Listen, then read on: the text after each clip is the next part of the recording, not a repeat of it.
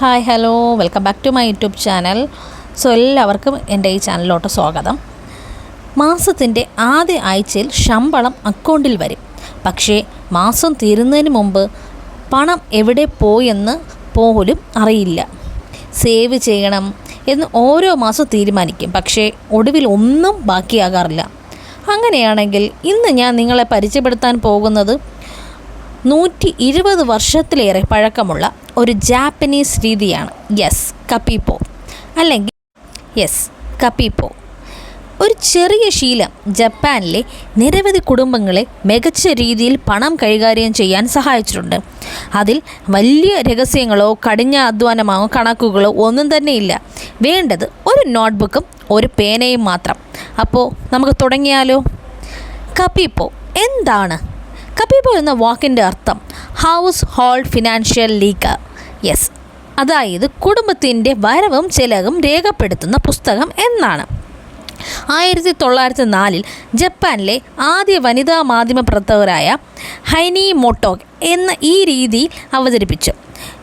ലക്ഷ്യം ഒന്ന് മാത്രം: ആളുകളെ കൂടുതൽ ബോധപൂർവം പണം ഉപയോഗിക്കാൻ പഠിപ്പിക്കുക.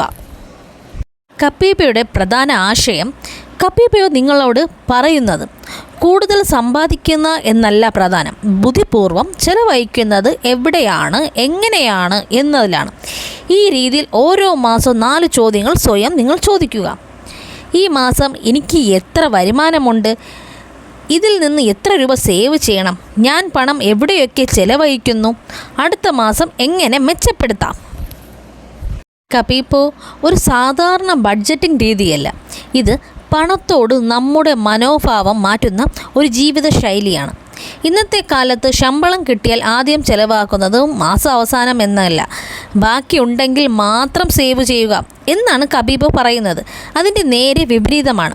ആദ്യം സേവ് ചെയ്യുക, പിന്നീട് ബാക്കിയുള്ളത് മാത്രം ചിലവഴിക്കുക. ഈ ചെറിയ മാറ്റം തന്നെയാണ് സാമ്പത്തിക മാറ്റങ്ങളുടെ തുടക്കം. കപ്പിപ്പോ നമ്മെ ഒരു പ്രധാന കാര്യം പഠിപ്പിക്കുന്നു: ഓരോ രൂപയും ചിലവാക്കുന്നതിന് മുൻപ് ഇത് എനിക്ക് ശരിക്കും ആവശ്യമാണോ എന്ന് സ്വയം ചോദിക്കുക. കാരണം പലപ്പോഴും നമ്മൾ ആവശ്യത്തിനല്ല വികാരത്തിനനുസരിച്ചാണ് പണം ചിലവാക്കുന്നത്. ഓഫറുകൾ കണ്ടാലോ, മറ്റുള്ളവരെ കണ്ടാലോ, അല്ലെങ്കിൽ ഒരു ദിവസത്തെ വിശേഷം മാറ്റാനോ, അനാവശ്യ സാധനങ്ങൾ വാങ്ങാനോ ഒക്കെയാണ്. കപ്പിപ്പോ ഈ ശീലങ്ങൾ മാറ്റുന്നു. ഓരോ ചെലവിന് പിന്നാലെ കാരണം മനസ്സിലാക്കാൻ ഇത് സഹായിക്കുന്നു. ഉദാഹരണത്തിന് ഒരു എക്സാമ്പിൾ പറയുകയാണെങ്കിൽ, 2000 രൂപ ചിലവാക്കി ഒരു പുതിയ ഡ്രസ്സ് വാങ്ങണമെന്ന് തോന്നി എന്ന് കരുതുക. കപ്പിപ്പോ നിങ്ങളോട് ചോദിക്കുന്നു: ഇതെനിക്ക് ഇപ്പോൾ ശരിക്കും ആവശ്യമാണോ? ഇത് വാങ്ങാനോ ഇരുന്നാൽ എന്തെങ്കിലും പ്രശ്നമുണ്ടോ? അല്ലെങ്കിൽ നമുക്കിത് അത്യാവശ്യമാണോ? ഇത് വാങ്ങിയ നിർബന്ധമുണ്ടോ? ഈ പണം എൻ്റെ ഭാവിയിൽ ലക്ഷ്യങ്ങൾക്ക് കൂടുതൽ ഉപകാരപ്പെട്ടാലോ?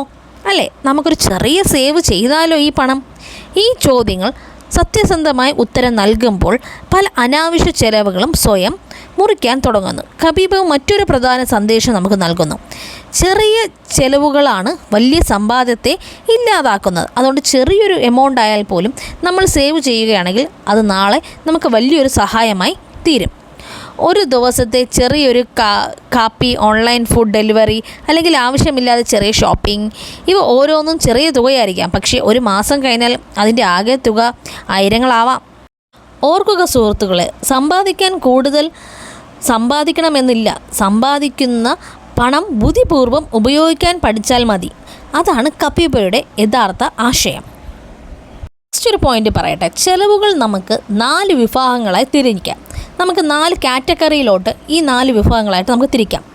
ആവശ്യങ്ങൾ, നമ്മുടെ നീഡ്സ്, ആഗ്രഹങ്ങൾ, നമുക്ക് വേണ്ടത് വാണ്ട്സ്, സംസ്കാരവും സ്വയം വളർച്ചയും, അവർ കൾച്ചർ, അപ്രതീക്ഷിച്ച ചെലവുകൾ, അൺഎക്സ്പെക്റ്റഡ്. അതിൽ ആദ്യത്തെ എന്താണ്? ആവശ്യങ്ങൾ, നമ്മുടെ നീഡ്സ്. എന്തൊക്കെയായിരിക്കും നമ്മുടെ നീഡ്സ്? വാടക, ഭക്ഷണം, വൈദ്യുതി ബിൽ, യാത്രാ ചെലവ്. ഇനി നമ്മുടെ ആഗ്രഹങ്ങളോട്ട് പോയാലോ? ഷോപ്പിംഗ്, റെസ്റ്റോറൻറ്റ്, ഓൺലൈൻ ഓർഡേഴ്സ്, ഗാഡ്ജറ്റുകൾസ്. സോ ദാറ്റ്സ് അവർ വാണ്ട്സ്, ആഗ്രഹങ്ങളാണ് അതെല്ലാം. ഇനി സംസ്കാരവും സ്വയം വളർച്ച, നമ്മളെ കൾച്ചർ നോക്കുകയാണെങ്കിൽ പുസ്തകങ്ങൾ, കോഴ്സ്, മ്യൂസിയം, സിനിമ, ഇതൊക്കെ എന്താണ്? നമ്മുടെ കൾച്ചർ ഭാവത്തിലോട്ട് നമുക്ക് പോകാം. ഇനി അൺഎക്സ്പെക്റ്റഡ്, അപ്രതീക്ഷിതമായി വരുന്ന ചിലവുകൾ, ആശുപത്രി, വാഹനം റിപ്പയർ, അടിയന്തര ചിലവുകൾ. ഇങ്ങനെ ചെലവുകൾ വേർതിരിക്കുമ്പോൾ പണം എവിടെയാണ് കൂടുതലായി പോകുന്നത് എന്ന് വളരെ വ്യക്തമായി നമുക്ക് മനസ്സിലാക്കാൻ വേണ്ടി സാധിക്കും. അതുകൊണ്ട്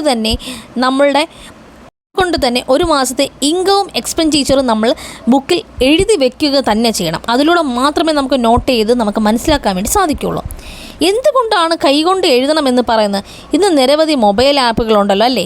കബീബ് പറയുന്നത് ഒരു കാര്യം മാത്രമാണ്, കൈകൊണ്ട് എഴുതുക. കാരണം എഴുതുമ്പോൾ ഓരോ ചിലവും നമ്മളെ കൂടുതൽ ശ്രദ്ധയോടെ കാണുന്നു. അതിലൂടെ അനാവശ്യ ചിലവുകൾ സ്വാഭാവികമായി കുറയാൻ സാധിക്കുന്നു. It's and psychological fact. കബീബ് എങ്ങനെ തുടങ്ങാം? ഒരു സാധാരണ നോട്ട്ബുക്ക് എടുക്കുക, എല്ലാ മാസവും വരുമാനം എഴുതുക, സേവിങ് ലക്ഷ്യം, നമുക്കൊരു ഗോൾ നമ്മൾ നിശ്ചയിച്ച് നമുക്ക് എന്തിനു വേണ്ടിയാണ് നമ്മൾ സേവ് ചെയ്യുന്നത് എന്നുള്ളൊരു ഫോക്കസ്, ആ ഒരു ഗോളിന് വേണ്ടി നമ്മൾ എഴുതുക. എല്ലാ ദിവസവും ചിലവുകൾ രേഖപ്പെടുത്തുക. ആഴ്ചയിൽ അവസാനം അവ പരിശോധിക്കുക. മാസം അവസാനം എന്താണ് പഠിപ്പിച്ചതെന്ന് കുറയും.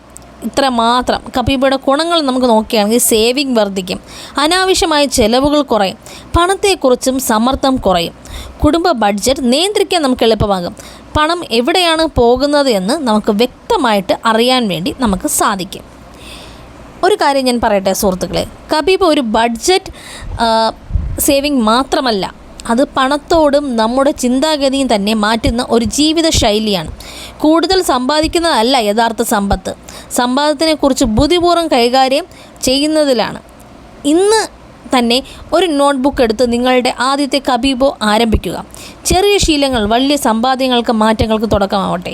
ഈ വീഡിയോ ഇഷ്ടമായാൽ ലൈക്ക് ചെയ്യുക, ഷെയർ ചെയ്യുക. ഇത്തരത്തിലുള്ള കൂടുതൽ അറിവുകൾക്ക് വേണ്ടി എൻ്റെ ഈ ചാനൽ സബ്സ്ക്രൈബ് ചെയ്യാനും മറക്കരുത്. അതിനോടൊപ്പം തന്നെ നിങ്ങൾ ഇന്ന് കബീബ് തുടങ്ങുന്നുണ്ടോ ഇല്ലയോ എന്നും കൂടി എൻ്റെ ഈ വീഡിയോയിലൂടെ കമൻറ്റിലൂടെ അറിയിക്കേണ്ടതാണ്. Thanks for watching my video. Please like, share and subscribe my channel. Thank U.